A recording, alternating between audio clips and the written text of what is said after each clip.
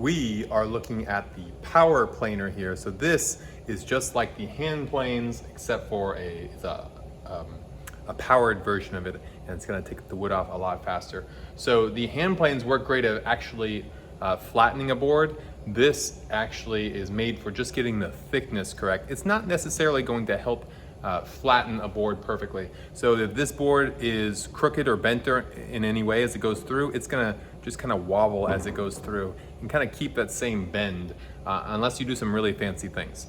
So we can adjust how much wood we're taking off and how big this gap is by cranking this knob at the bottom here. Every time we put it through, we're gonna have to adjust this because the wood has gotten a little bit skinnier each time.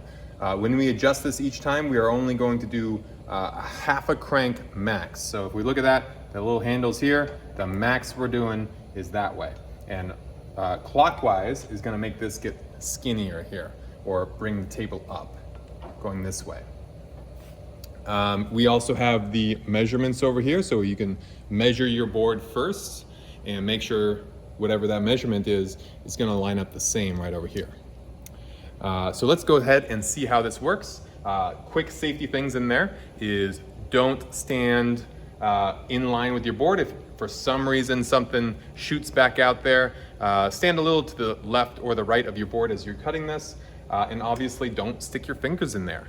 And all these other knobs you should not have to mess with. The teacher will always be here with you as you are using this machine. So we have some lines on this board you can see. We are going to put this through there and you will see those lines disappear as we make it a little bit thinner.